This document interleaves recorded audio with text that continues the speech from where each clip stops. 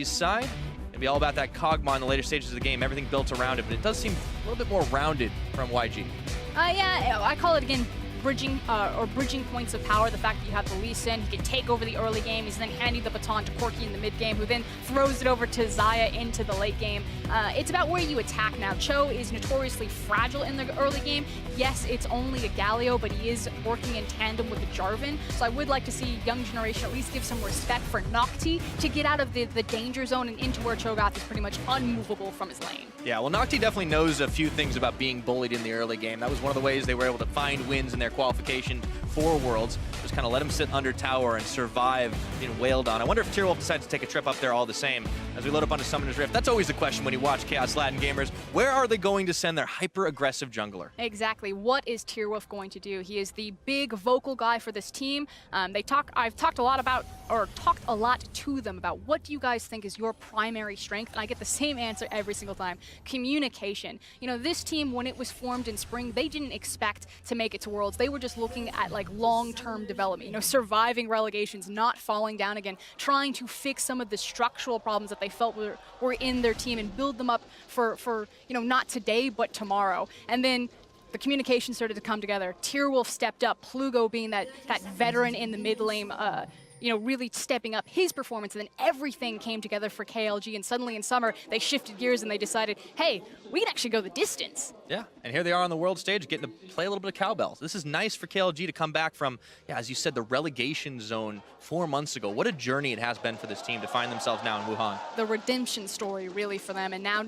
not just proving that, hey, this is our first appearance at Worlds, but we deserve to be here. We are the best that this region has to offer, and we can go that distance. Yeah, story a little bit different, of course, for young generation because, as you said, living perennially in the shadow of the Gigabyte Marines, they want to, you know, find their own identity or at least demonstrate their own identity. Of course, they definitely still subscribe to some of the strong points that the Gigabyte Marines had to offer, but Big Koro is always the one we're looking at as opposed to the jungler. Venus a little bit more on the supporting role. Yeah, I mean, Big Koro just has this this reputation. Gigabyte Marines coach Tinnakan, I talk a lot to him. He says that Big Koro, he's been working with the player for about 2 years now, is the guy to watch. And this is, you know, the coach that discovered someone like SOFM, discovered Levi's talent, trained those guys up. And he says, no, Big Koro, this is the next big player coming out of Vietnam. We'll see if he's able to stand up and deliver for sure. Of course, Xayah Rakan, he's definitely set up for success. And we talked a lot about TierWolf and what he can get done early. But facing him down, Venus, Lee Sin, that's what you want to do. That's what you need to do because your effectiveness will wane the longer the game goes on regardless. And you got to think that's what KLG will want anyways. But it's also about setting the expectations of what TierWolf actually brings to the team. This isn't, you know, a 1v1 dueling-oriented jungler. Yes, he can be that carry. Yes, he is very aggressive. Seen a lot of LPL Jarvans over the years. But it's about how he plugs into his team, specifically with Plugo. The more time that TierWolf is spent roaming around with Plugo, the more time that these guys get unlocked and they're able to, you know, double team either the side of the map or an invade jungle, that's where KLG find a lot of their success. So just watch how TierWolf moves around Plugo and how Plugo moves around TierWolf. Yeah, for the time being, TierWolf rather is moving around Venus and is finding Nocti making his way down as Venus says, thank you very much, I'll take the leash on the red. And unfortunately, that does throw a wrench into TierWolf's plans. It means that his jungle's going to be a little bit slower. You can already see him level 2 and trying to compensate for that by grabbing the Rift Scuttler. Oh, Venus might not even let him get away with it here. Level 2 to level 3, oh dear. And he doesn't have his smite, so he can't just turn and burn it. So giving a lot of respect to this Lee Sin pick, which, you know, I like TierWolf. There's no reason to throw away an early game on, you know, a Rift Scuttler. Yeah, and they do have very late game, right? This is a Kog'Maw composition. You're going to be building Ardent Sensor on your mid lane, so for the time being, it's okay to see a little bit of early pressure rather than giving up a lot of kills and allowing that snowball to happen. And Venus understanding that he can do this because he does have the pressure in the top lane, in the mid lane, but maybe his luck runs out. Yeah, I was going to say, TierWolf says enough is enough. Hello. I'm going to fight you this time.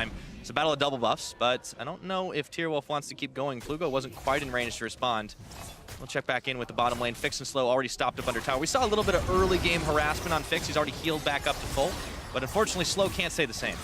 Talon can be pretty frisky though underneath that tower. Does need to be a little bit careful about how that interaction with Alistar is going to work. Yeah. You never know if Slow is going to turn on the aggression. He is known as more of a playmaking oriented support. Yeah. Although Pallet on a playmaker support of his own definitely can make things happen pretty quickly. That's a nice double knockup. Pallet's already going to be out. Fix can't really do a whole lot of damage early on, just sitting on the door and shield. And TierWolf is having a hard time, even from Nowell here. Plugo goes in for a little bit of relief effort, but maybe he wishes he didn't. Yeah, Young Generation just have Tierwolf's number. They understand where a lot of the pieces of KLG start fitting together, that it starts with that jungler, and they are just throwing everything and the kitchen sink into this guy's jungle, contesting wolves, contesting raptors, now looking at stealing his Krug camp. The guy has a family. Yeah, and unfortunately, they're going to go hungry right now. Tierwolf does not have much he can do inside this jungle. It also means that he has a clear gank path down bottom. Now, there's no vision for KLG into that tri-brush, so if Venus retains his health, which he is going to smite, he can feel comfortable looking for a gank behind Ali. Oh, he might just be able to do it too. They're pushed up. He's going to walk into Jarvan, though. I think Venus is just going to exit over the wall, use the blast cone to escape. Yeah, they see him. I was about to say, maybe he'll go for the spicy 1v1, but I feel like that's not going to go well for him with Slow and Fix nearby. Definitely not with a back on Jarvan. Yeah, that's fair. He's already got an upgrade. You see the farm differential, of course, because Venus has pretty much been living inside of that jungle for a while, but now his own is going to start setting back up. They see Jarvan hanging around, and of course the ward in the river brush. Back to mid lane. We haven't talked too much about this, but it's already been a decent gold lead built up, or a CS lead built up for Naul. You see Plugo had already had to spend his flash to just get away from the 2v1 earlier on trying to save Tierwolf's jungle. Unfortunately, I feel like it is going to be a bit of a free lane for Corki, unless that happens. Here comes Jarvan. Okay, Mantra Q, Tierwolf on the way. There's the slow flag drag and flash away. Naul turns it back with the Gatling gun, and Tierwolf can't get anything else done. But he does take another inner flame to the face. But that's now both flashes down for the mid laners, so ripe for the picking for the junglers, and it's going to be the wash and repeat.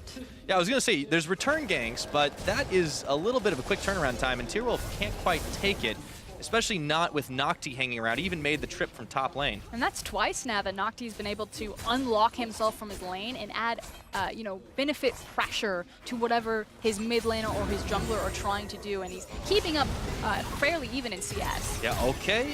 Fix already getting some damage back out onto Big Koro. Check out the jungle. Yeah, we're going to get a little bit more action up towards that mid lane, but there's still a lot of auto attacks flying down to the bottom. It looks like Tierwolf and Plugo actually kind of got forced back in. There's a lot of vision placed down, and Venus might have wanted to fight that. But it did force Galio to also respond, which means that Nocti gets even more time alone. He is pushing in a big creep wave, but is retaining the CS lead. Just a little bit of a smidgen of a CS lead. Yeah, but this is where it starts to happen. The Galio just hits level 6. Now he's got his ultimate available to try and get into those fights a little faster. And that's not something Nocti can quite match. He's got a teleport, but it's not the same. But that does mean that he's just going to pressure forward, keep the Galio locked in. He also has, multiple ways to disrupt if it does come to a TP off as opposed to a, hero's entrance off. Yeah, I guess one is only one way. Yeah, I think Lift off? I think you could just say standoff, and most people would understand what you're saying, Frosk. No, I'm thinking about like his jump up. Oh, it is a lift off. Yeah. Yeah. I thought you meant matching TPs. Galio never skips leg day. His No, legs are huge. He's definitely squad goals for sure. Mansoraya, though, is making use of his roam pressure. He knew that Nocti was back into the base, and so he pressured the wave forward, lost vision, although I think he was spotted out by the ward that he's walking over right now. So Young Generation should have some idea that he's placed deep vision down around that red buff that will be spawning. Yeah, they have a lot of river vision of their own, but it's going to be difficult for YG kind of push back, especially in this bottom side. Fix is having a field day, in all honesty. They haven't had a whole lot of jungle attention bot, but the Kog'Maw, that is the late game plan, and he's been doing just fine. Yeah, and Fix is a big name right now. I think that he's kind of a standout AD carry for his region personally in watching him. The thing is he's very young, and he doesn't quite understand when it's safe to do things. And so sometimes he puts himself in a little bit of questionable decisions. But at the same time, you have to congratulate him of having that bloodthirst. It's pretty hard to train that into a player. You would almost rather that they have it instilled into them and then teach them how to rein back the aggression. Now, that is exactly the recipe for an AD carry, for sure. Now, Pallet, he's stepping a little far forward, not necessarily respecting what Slow could do. Still only on level 5, so no quickness. And Nocti, he's going to steal away. A little bit of a snack attack on the blue buff there. Yeah, feeling really comfortable because Naul had pressure on Karma. Naturally, the second rotation of blue buff is going to be handed over for Karma. So if she's unable to roam over, it means that it's not being prepared for her. Gives him the go-ahead that, hey, no one's probably here. I can probably just snack, walk away. Yeah. Hate to eat and run, but apparently that's what he does. Now, Noel, back into mid lane, level 8 to level 7 advantage on this Corki. And you mentioned, of course, the free lane, maybe not necessarily when the junglers are involved, but in the 1v1 situation, it's going to be hard for Plugo to really match, especially when he's going to be building towards that Ardent Sensor. Hold on. Tierwolf, ooh, Sonic Wave, just a hair's breadth away. trying to set up a trap there. And yeah, you're absolutely right. It's just going to be pushing waves back and forth. The thing, though, is that if Null's feeling confident that he can out-trade or trade around the Karma, that he's going to be pushing forward aggressively and then looking for those avenues when he has package to make roams. And that's when things are going to get explosive for probably this game. I mean, there's so much dive potential. I'm thinking about it. I was like, there's so much dive potential bottom. But like, do you really want to dive in Alistar? Probably not. I mean, if you get to the Kog'Maw, I guess it's worth. I guess we'll find out as Venus still hanging around. Barrier heal. Yeah, that's true. Tearwolf, okay. Oh, he finds Nowl and Venus. Kick back into Pallet.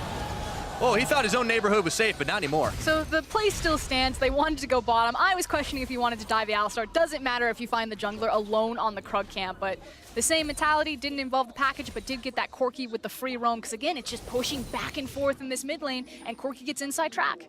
Yeah, once again, we get to see it. So Tearwolf, a little bit of a hesitation, and well, as soon as he throws the flag and drag in, kick back into the first blood. Yeah, and frankly, this is just a great read from Young Generation and understanding what makes KLG strong, which is starting with Tearwolf. If you lock him down, you slow down the communication, you slow down one of the primary shot callers of the team, and suddenly they start to flounder around or fall apart.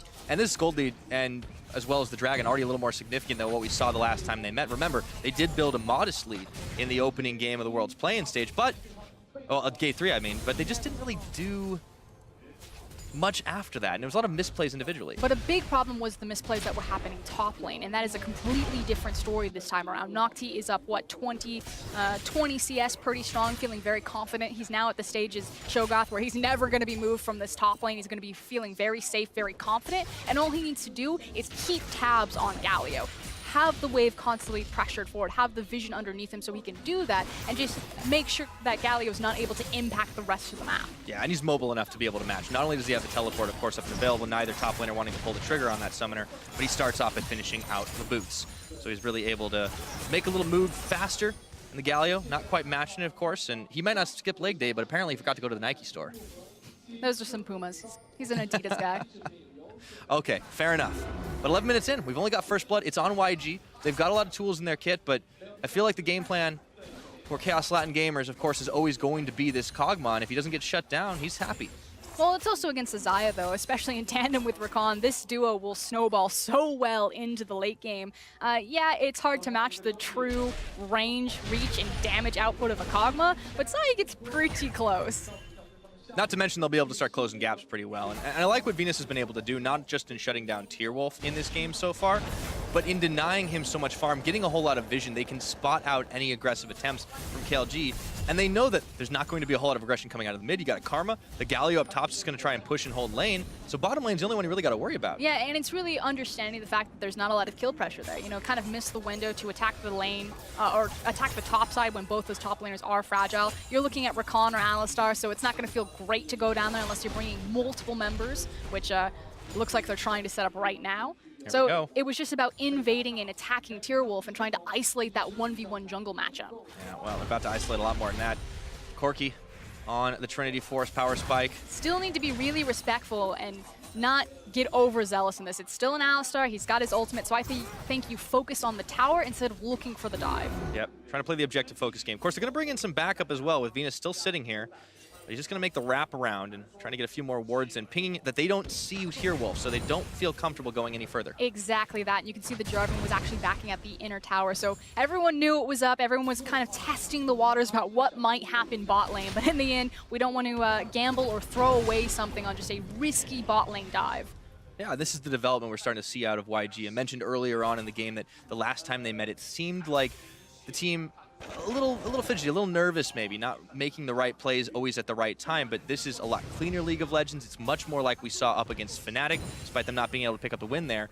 We questioned what type of team would show up on this game. So far, it's looking like the better young generation. Well, it makes sense that they would slow down a little bit just naturally because of their composition. They're still waiting for, bigger power spikes. Yes, Corki has his Trinity Force, but he wasn't able to utilize the package very aggressively. But right now, it's continuing to exploit the jungle. There's not a lot of opportunity and kill pressure in the individual lanes, but like I said, just keep blitzing into Tearwolf's face. Yeah, and just keep grabbing that gold lead a little bit slower every time. 2,000 is the lead they have now, and the more you do, the more you starve out the jungler, the better you can actually do once the map starts opening up to try and force those fights, because he's not going to be on the same level. And the only concern then is that, yes, they didn't give a lot of attention into trying to shut down the Kog'Maw. But if they're confident enough that come the 5v5s or come mid and late game, that, you know, Venus can fly into the back and can find that Kog'Maw. Or, you know, maybe Cho'Gath flashes forward and just noms him. There's zero counterplay to that type of maneuver. So it could just be that it's not a bad read from Young Generation to try to shut down Kog'Maw, but they're just confident enough that if it goes late game, they're better. Yeah, and when you have a composition that pretty much has one clear win condition, it does paint a giant target on its back as opposed to the multiple tools that Young Generation have. The Corki's still going to do a serious amount of damage. You mentioned the Cho'Gath. I mean, there's not that many champions that you build full tank on and then just, okay, I'm going to blow somebody up. It's great to play against. It's super interactive. I love the counterplay. Yeah. Well, to be fair, Young Generation's other top laner faced that off the last time. Mantarraya was the one that had the Cho'Gath, and he started to do that to a Renekton. That guy should never get Cho'Gath again. It was just disgusting what he was able to output against Ren. But here we go. And no, we don't. Wash, rinse, repeat. Yeah, I mean, it's what you're talking about, lack of kill pressure, right? Like, you can put the Karma Leash on, but at the end of the day, Noel can just jet off. Flying out. And slow, he does have Jarvan behind him, so you can already see that he wants to be a bit more aggressive, but trying to pick which target. You want the Xayah, but then Rakan's just going to go in, try to protect her, create space for her. Yeah. I feel like Fix has got to be a little careful, though. You talked about him being the slightly maybe over-aggressive AD carry, and if he's not behind the Alistar, you might find yourself face first into a Rakan ultimate. But they need to pull the trigger now, KLG, and make this play happen bottom, because Venus and Null are going to be on the way. They're probably going to shove one more wave and then make the rotation bot. So the window is closing for them to have a numbers advantage here. Yeah, and the map is opening up right now with that tower knocked down in the mid lane. You can see Null just having a pretty good time, and of course, so far, he's pretty much par for the course in the mid lane. We're starting to see him really step up, especially after their first performance. I mean, that said, it was, frankly, an easy matchup for him. He just pretty much did his job. It's now how he transfers that into the mid game because he is the big power spike. In fact, already he's just like Trinity Force, Infinity Edge.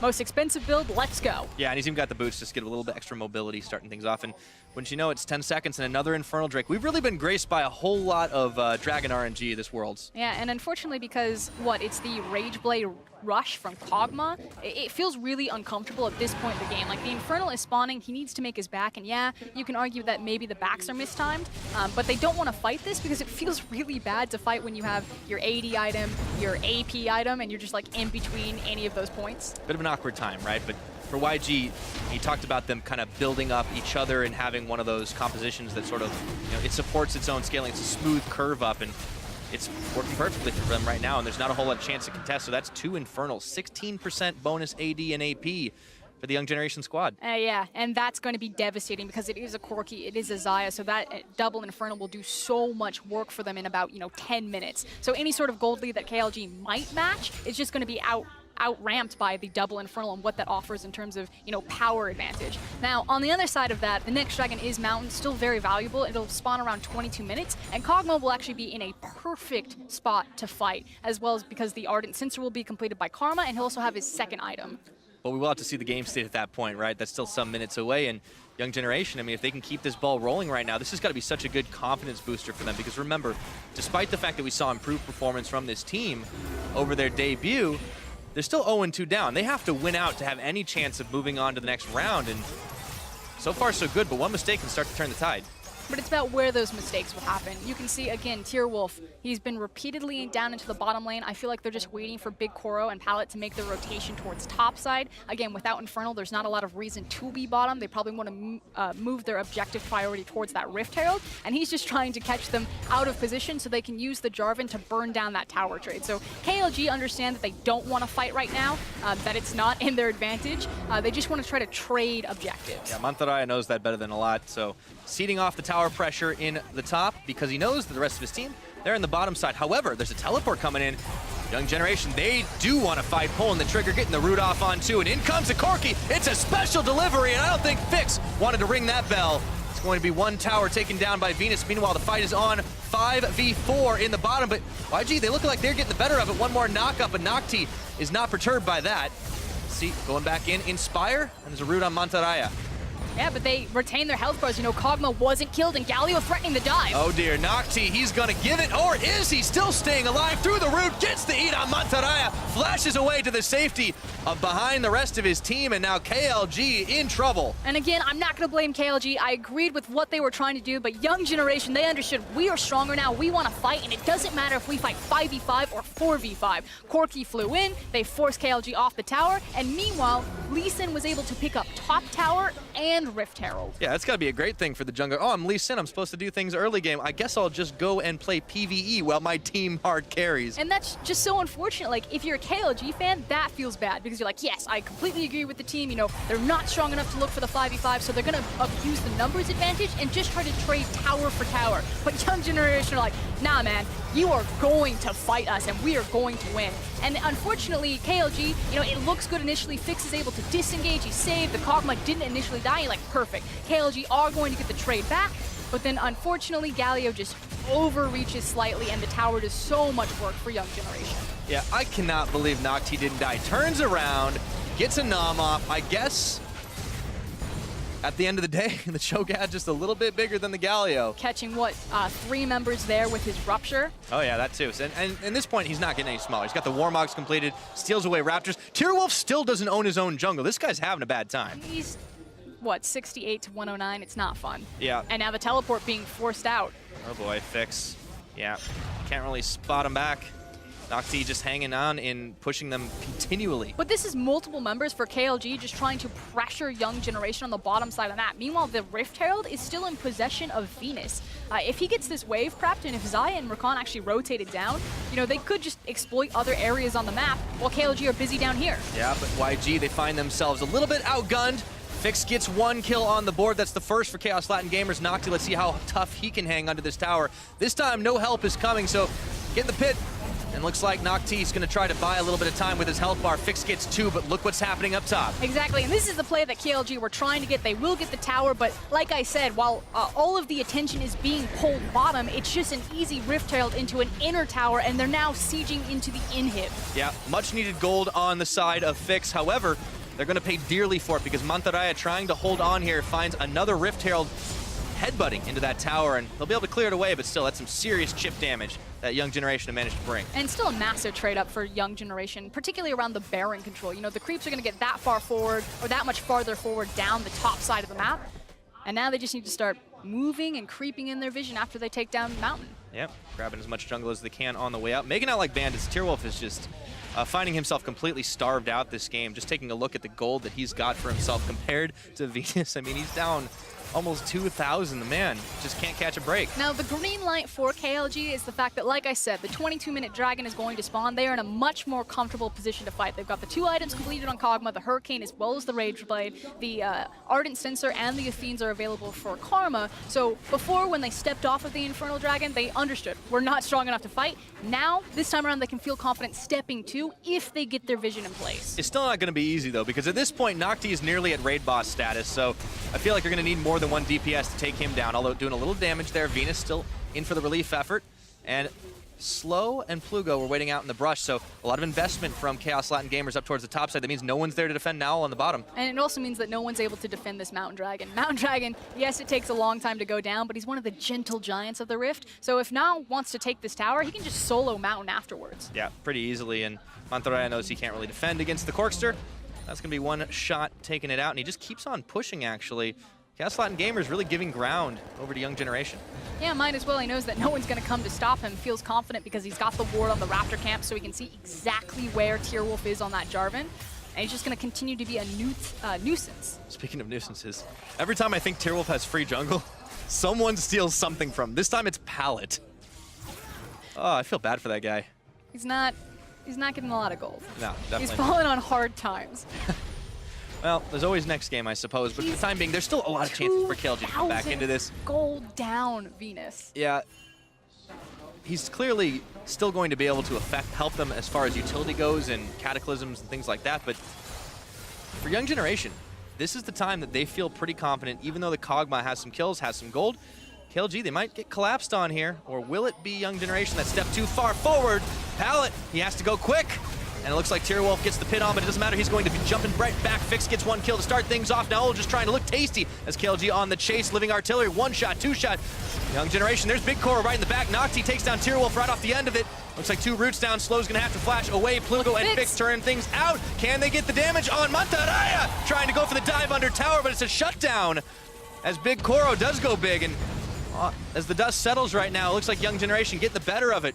But it looks real tense for a moment. Yeah, Fix tried to go Super Saiyan, tried to carry his team, but it was really Nocti, and now with that Warmox kicking in, are they moving over to Baron? Well, they might just do. That's some serious death timers still, even though it's only 24 minutes in. Young Generation, they know they've got the firepower to burn this one down. Tierwolf still 5 seconds from respawn. Mantarraya trying to disrupt, but I don't think it's going to happen. Couple more auto attacks, gets the root. Taunt doesn't really matter. No, even finds the APM to spam his buttons and get himself some swag at the end of that one. So smited down Baron at 24.5 minutes for Young Generation. Exactly, successful team fight into the Baron, and this is a huge swing of power for Young Generation. If we take a look back at the fight, again, I understand what KLG are trying to go for. They feel strong. They have the Ardent Sensor, they have the 2-item power spike. I understand exactly why they set up for this. It's unfortunate that Fix just can't go the distance, and a lot of that is on Nocti. He arrives later to the fight, but it's the fact of how he uses ultimate. He immediately kills Karma with the silence, then grabs Fix, does huge amounts of damage to him by just chomping on his face, and then zones Plugo and Fix away until the rest of his team is able to show up and clean up the back half. Yep. Very hectic fight inside of that jungle, but you could see a lot of the difference in itemization really helping YG put things away. Not to mention the couple of dragons. That Jarvan pretty much died at the very end of it from the package Valk wake. I mean, he's pretty much got cardboard armor, just like duct taped to him. Yeah. Fortunately, the Demacian coffers are a little empty these days. 25 minutes in, Young Generation rocking a pretty significant gold lead, as well as the Mountain Dragon. Now it's finished up, and it looks like the next lane to push is going to be all of them. The easiest tower to secure is going to be that last standing inner tower in the bottom lane, which is what Null is setting up right now. I expect that the mid lane will be shoved one more wave, and then the rest of his team will rotate down and join him. And it's simply because it's that much easier to threaten a dive. Yep. Despite the fact that Fix is definitely starting to ramp up on this Kog'Maw, he just can't do enough to try and push back Young Generation. Firing now with 3 members and the Baron-empowered minions on the inner in the mid.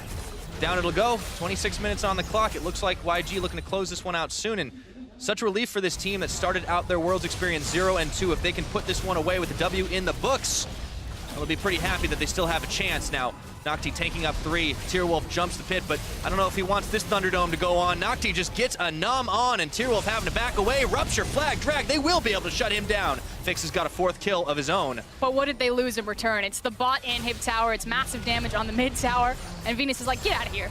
Yeah.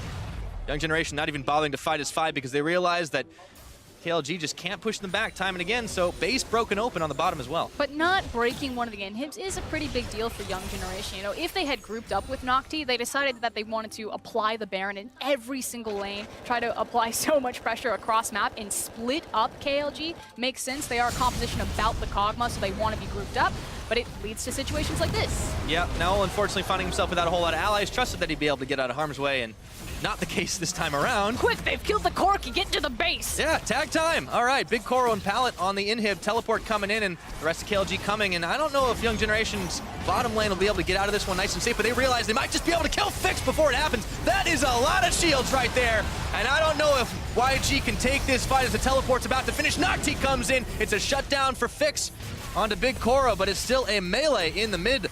And now Venus working his way through the last few hits of that tower as they decide to turn back in on the fight. Mantarraya gets the charm, stun up onto 2, looking for Nocti, and he just keeps tanking everything. Pallet is gonna have to swap his way out as he's a little low on the health bar, but there's a front line right there to clear away the rest of this inhib. With Kog'Maw dead, there is no one to stop Nocti. He can sit there for as long as he wants. I mean, that was just the Lee Sin and the Rakan. He's like, nah guys, we got this. Just keep hitting the inhib. Big old Shogath, adaptive helm, Warmog's armor, everything. He is very, very difficult for them to kill. I just love the fact that Young Generation just like double down. They're like, you know, we could fight as 5, or we could just continue to throw our bodies at these inhibs. They do like to skirmish. One thing watching this team as they qualified for Worlds, they kind of thrive off maybe pre-planned, but nonetheless very hectic fights that don't always have all 10 members of each team involved. And again, that makes sense when you look at KLG's composition. You don't want that comp to stand together as 5 and allow them to just, you know, buff up the Kog'Maw with everything. Well, you saw those shields though, right? Exactly. If you split them up, then the Kog'Maw becomes that much more fragile, or he's not in position, they don't have the appropriate wave clear, and you can start to pick things off or chip away at face. All right, well, they might be able to chip away at a little bit more than Palit's health bar. Still mobile enough on the Rakan, so the Death Brush not entirely effective, but it does result in burning the quickness. Still, without 2 inhibitors in the top and mid, the third's looking mighty tasty for Young Generation to try and push their way in, and Nell's got another package to deliver. Yeah, and you can see a lot of the ping, so they're just trying to flood or smother KLG's base, getting all of these super creeps waves coming in at the same time that they're contesting this bot inhib. Yep. Playing it out nice and easy to close things out. This would be great for Young Generation to try and get a W on the board, give them a chance to still qualify for the elimination stage. It's not but Nexus Towers left for Chaos Latin Gamers. Can they hold together? This is where we hold them. All right. I don't see no Pantheon, though, unfortunately. Chaos Latin Gamers are going to have to find something out of nowhere. 300 Spartans might be hiding behind that fountain. We'll see. Nocti getting the knock up. There's the Featherstorm coming out. A few speed ups, but there's no damage. They've already lost 1 Nexus turret. Tierwolf looking for Nowl, but the rest of Young Generation turn forward. Venus gonna get a kick off. Tierwolf gets the Thunderdome on, but it doesn't matter. Nowl is still able to fire over the edge of the pit. Slow going in, gets a knockback, finding Palit. Mantarraya makes a hero's entrance, and that's 1 kill to start off this fight. Fix but is Chaos still Latin going. Gamers, they've already found 2. Fix is still looking massive right now, but is it going to be enough? Nowl gets Mantarraya, and 1 by 1 the protectors fall, and so does the Kog'Maw. A double kill for Nowl, and there's nothing but the base. 30 minutes exact on the clock. Young Generation staying alive and take the win over KLG. I mean, it was a 20K gold difference in the end, so Fix tried to do what he could, but he just couldn't go Super Saiyan enough as Young Generation just mow over Chaos Latin Gamers. Yeah, we're going to need a couple more episodes of training montage before that Kog'Maw was going to be able to outscale. What a massive victory for Young Generation. And we've seen this team look a little bit better every single game they've played so far at Worlds. It's a long climb to try and make it to the elimination round, but they might just be able to do it. And Nocti is a huge upgrade, I feel. Rin really struggled against Mantarraya up into that top lane. Nocti had no problems there, built up a CS lead, was able to constantly be applying pressure, diving into the jungle, stealing away the blue buff, executing perfectly in team fights, you know, getting into that backline, denying Fix the big dragon fight that they really needed to turn that game around. Yep. And it's a little bit of a heartbreaker for Chaos Latin Gamers, and they were looking pretty solid on their first day of play, but it just wasn't quite enough, and now they find themselves in a 1-2 situation. Yeah, but I feel like that was more of like a draft thing. It's so hard. Chaos Latin Gamers, they don't like best of 5, or they don't like best of 1. They prefer to be in a best of 3 or a best of 5 format. Again, the strength of that team is their conflict resolution, their ability to adapt, and their communication. So in these short bursts, you know, when they get 1 chance, 1 opportunity, and they fall short, that feels bad because they feel like they're not able to exploit their greatest strength. Well, that'll be put to the test, I suppose, a little bit later today, but all the same, Young Generation flipping it back for these guys. Long climb, but it's looking really good for them at the moment. Yeah, it's looking great. And again, huge credit to that top laner, Nocti. Yeah, it's just the Cho'Gath, so I'd love to see him on, you know, more champions to see if he can diversify that style, be a threat in more opportunities. But right now, thumbs up. Yeah, we're going to see a few more chances of that for sure. Now, to hear more about that YG win, we're sending it over to Tracos and the analysts. Rusty with a quick thumbs up because he predicted correctly. YG coming in strong in the rematch. Off camera doesn't count. I wanted to. We didn't get a pregame, Mark. I couldn't actually say it. I thought that would go. Technically, Mark is right. It does not count. But the first thing I want to jump into is the pick and ban phase because it does feel a little bit like.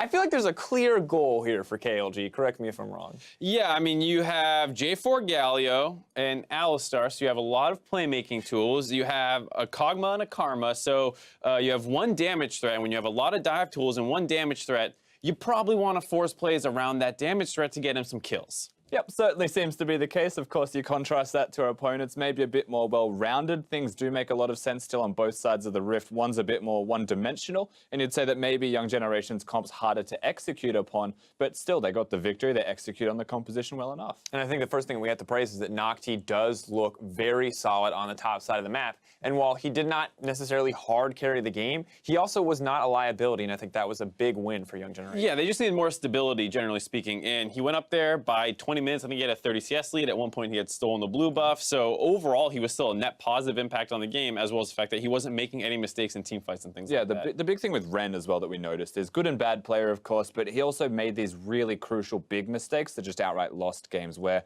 Nocti looked stable, looked solid every time he was caught. He was actually making space for the rest of the map because they were pushing 3 lanes at once. All right, creating a little bit of space. Well, let's take a look at our first replay. We can highlight, yes, he is kind of a high-risk player, but also feels like KLG trying to play that strategy where they put everything on the bot side. Yeah, but this is coming 18 minutes into the game. This is super late. They had already accrued massive deficits in the top and mid, as well as the fact that they already lost their mid turret. So they go for this play from a gold deficit. It doesn't work. It's 4v5, and this is a terrible situation because up on the top side, Lee Sin is just working down the turret. He's going to grab a Rift Turtle on the back end of this, and KLG just feels so desperate to convert into anything here. And it shouldn't be a desperate situation for them because it is a 4v5. They've got 3 tanks. They've got the ability to dive these structures, but somehow and in some way the Cho'Gath holds on, flashes out at the last second. Yeah, I thought he was dead when he flashed out. I couldn't believe he was still alive after all that. He took a lot of damage. Rakan shielding, baby. Brings him home, brings him home. But I think the big thing here for me here is ultimately, I feel like they could have done this play much earlier in the game on the side of Chaos On Gamers. Why did it take so long for them to try to force something like this? I think a big problem was there was a lack of mid pressure. The Karma was losing the matchup pretty heavily. He was down 30 CS, pushed into her turret, and there's this funny sequence where she would run forward, throw the tether on the Corki valks away, and then she just goes back to wave clearing. And felt like it wasn't 100% certain on how they wanted to play the matchup. Should they have ganked it earlier?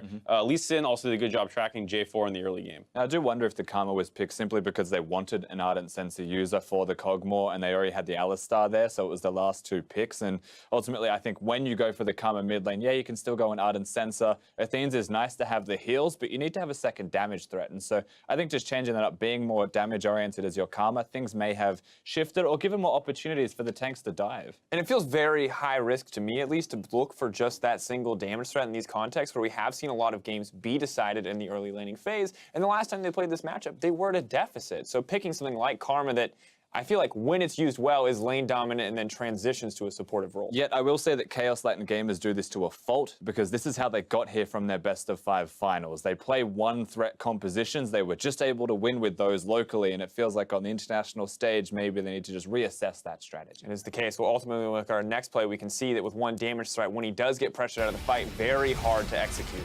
And this is just a situation where it's a nice setup on the side of KLG, being able to blow a pallet right away, but then they end up chasing the Corki a little bit too far out of the fight, which allows the fact that right now, Young Generation has double Infernal Dragon, double Marksman to start winning this fight. Yeah, Fix just spends 1 too many seconds perhaps chasing the Corki for that final kill. Big Koro is also the member that we have to discuss on the side of YG. The amount of work that he did through all of that fight goes unnoticed until he just flashes forwards and takes apart that Cogmore.